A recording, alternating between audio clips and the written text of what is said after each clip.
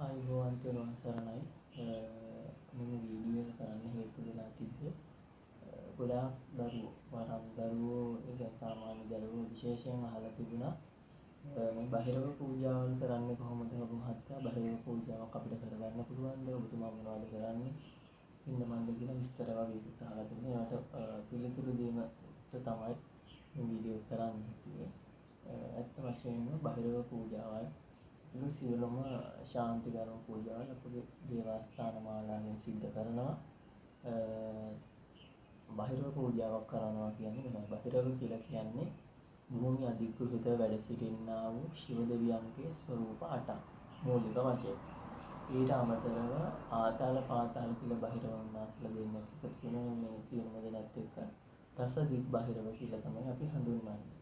එතකොට මේ දසදික් බහිරවුන් වහන්සේලාට අපි පුද පූජා තැබීමේදී තාම සැලකිලිමත් වෙන්න ඕන. මෙම බහිරව පූජාවක් හේතුවෙන් තමන්ගේ සියලුම දේවල් සාර්ථක වෙලා දියුණුවෙන් දියුණුවටපත් වෙන්න පුළුවන්. මොකද මේ ලංකාවේ ව්‍යාපාරික කරන බොහෝම ඉහළ තලවල ඉන්න බොහෝමයක් දෙනා මේ බහිරව පුද පූජා මාලාවයි නිසි ආකාරයෙන් අපි කතරගම ගිහිල්ලා පූජා පවත්වනවා වසරක් පාසා මාස 6ට වගේ ඒ අය ඔය සූදු මේ කරන ස්ථානවල එහෙමත් ඒ වගේ බහිරව පූජාවල් තබනවා. ඉතින් මේ බහිරව පූජාව ඒ වගේම තමයි බහිරව පූජාවෙන් තමන් විනාශ වෙලා නැති බංගස්ථාන වල යන්න හැකියාවක් තියෙනවා. මොකද මෙහෙම වෙන්නේ හේතුව. මෙහෙම වෙන්නේ හේතුව හරියට මේ ශාස්ත්‍රයන් දන්නේ නැති බොරු කරන කපු මහත්තයෙක් ඔබ මිනිහට ඇවිල්ලා ඔබලට ශාස්ත්‍රීය දැනුමක් දෙන්නේ හරියට දන්නේ නැති කෙනෙක් මේ පුද පූජාවල් මුදල් අරමුණු කරගෙන නිකන් ඔහේ කරලා ගියොත් ඔබට සාන්තියක් මේකෙන් යහපතක් සිද්ධ වෙන්නේ නැහැ.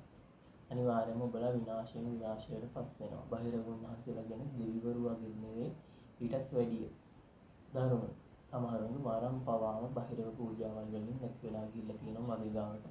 එහෙම දරුවොත් එනවා. ඉතින් අනිත් කාරණාව තමයි බහිරව පූජාව තියලා ඉවර වෙලා බහිරව පූජා බොහෝ අය වල දානවා. මේක විශේෂයෙන්ම වැරදි කාරණාවක්. බහිරව පූජාවක් අපි තැබීමේදී බහිරව පූජා ස්ථාන බිමවක්වත් නොහිලා ගලාගෙන යන ජලයට තමයි දමන්නේ. ඉතින් මේ බහිරව පූජාවක් තියනකොට දරුවනේ බහිරව පූජාව නිසලක පාරිශුද්ධව කපා ගන්නවා, පිළිවෙල කරගන්නවා. බහිරව යන්ත්‍රයක් තියනවා ඉතින්. මම මේහිදී ඒ විස්තර ටික ඉදිරිපත් කරන්නේ නැහැ. මොකද මේක බලන වීඩියෝ බල ඉගෙනගෙන කරන්න යන හරියට ශාස්ත්‍රීය දැනුමක් නැති කෙනෙකුට මේක උපකාරයක් වෙයි. මිනිස්සුන්ව රවට්ටලා සල්ලි ගන්න ගන්න. ඒක නිසා මම මේක ඉදිරිපත් කරන්නේ නැහැ. යම් කිසි දරුවෙකුට දැනගන්න ඕන නම් මේ බහිරව පූජාවල් ගැන අපෙන් විමසන්න පුළුවන්. මට උත්තර දෙන්න පුළුවන් මේ සම්බන්ධව. අනිත් කාරණාව තමයි බහිරව පූජාව කියන්නේ අපි කරන පූජාවල් අතර විශේෂිතම පූජාවක්. අංග සම්පූර්ණ පූජාවක් බහිරව පූජාවේදී හිටපොන සොළොස් කොන ආරක්ෂා කිරීම වෙනකොට වෙන හෝනියක් කපා දීම යක් ප්‍රේතේ භූත වෙනවා නම් ඉවත් කිරීම දියුණුවට යන්සු දැමීම ගෙදරට ආරක්ෂාවට යන්ත්‍ර දැමීම ගෙදරට දීකපෙ මෙතුළු විශේෂ පුද පූජාවල් කීපයක් ඇතුළත් වෙනවා. සමහර නම් බහිරව පූජා විතරයි කරන්නේ. අපි එහෙම නෙවෙයි සියලුම පූජාවල් අංග සම්පූර්ණ තමයි කටයුතු සිද්ධ කරන්නේ. ඒ වගේම ගොඩක් දරුවෝ අහලා තිබුණා දෙවලකට හොඳයි බහිරව පූජා තියෙනවා. ඇත්ත වශයෙන්ම දෙවලකට විශේෂිතයි අගනේය පූජාවක් තමයි බහිරව පූජා කියන බොහොම හොඳයි. හැබැයි ලේට ලයක් තමාට තමාගේ පූජා කරගන්න බෑ. තමගේ ඥාති කෙනෙකුට තමාගේ පූජාව කරන්න බෑ.